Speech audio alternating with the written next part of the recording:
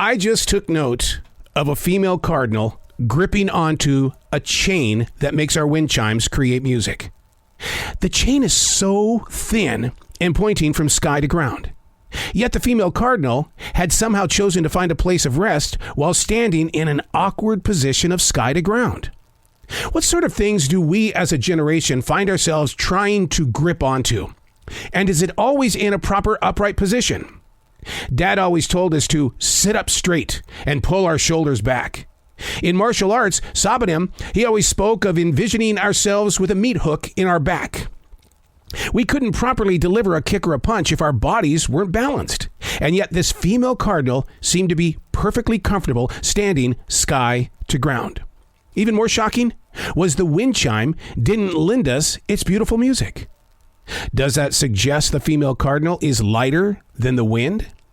Not one sound was made while she was gripping that tiny metal chain, sky to the ground. Hey, it's Arrow. This is The Daily Mess, a chronological walk through an everyday world. I am a daily writer, and I invite you to do the same because people say, I'm missing so much in life. And yet, it's all around you all the time. All living things. Taking the time to listen to your heart is one thing, but listening to the vibration of nature and your city is a different story, and it's waiting to be shared. This is The Daily Mess. What nobody sees is the writing desk that's right here on my knees. It's a laptop Surface that's been a writing part of my life since the 1990s, purchased at a mall store that's no longer in existence. A cherry wood flavor to it. The appearance is that of a hard cover with lots of spilled ink on it from too many times of trying to reach over there to the inkwell. And when I hit it, boom, oh, the ink dumps all over me and the desk. My writing instruments impatiently wait to be used.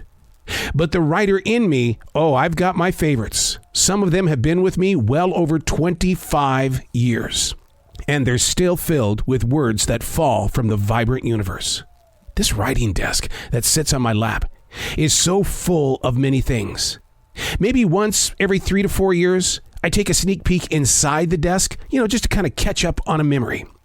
One of them being a U.S. savings bond that was gifted to me in 1993. Will it ever become that of value, or has it run out of time? The writing desk that sits on my lap. Its journey is a story that truly has seen it all. What do you have in your personal life that has been with you for several years? Now, you might be a 16-year-old listening to this. You might be a 75-year-old listening to this. We all have these things that help us grow in ways that reach outward. And sometimes people say, well, I'm such an introvert. I don't like reaching outward. Well, here's the thing. Even being an introvert, you're reaching out. Your energy is constantly bouncing around you and everybody else. Even if you stop into Taco Bell or McDonald's and you place an order, no matter what the expression is on your face, you're still reaching out. You're still growing in a direction that you think you've got under control, but in reality, everything around you is what's controlling you. I was with this author today. She's written a new book. It's called The 21. It's about these young activists, anywhere between the age of 8 and 18 years old. And they're taking on the U.S. government because the U.S. government basically doesn't care about climate change. So they decided to take it to court. You see what I mean? You can be an introvert all you want, but when things start to affect your world, if you don't bring that voice forward, then the journey becomes silent, right? I don't think so, because your body language is still pushing outward.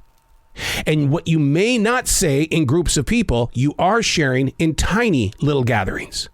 And that still is that place of expression. Try it out sometime. Allow your expressions to be heard. Not necessarily on social media, because sometimes people go to social media to escape a world, and if they see something that an activist might put up there, they write it off instantly. Maybe it's time to have some face-to-face time. Do it in a small gathering. Do it as an individual. Allow others to feel what you want to deliver. I'm Arrow, and that's The Daily Mess.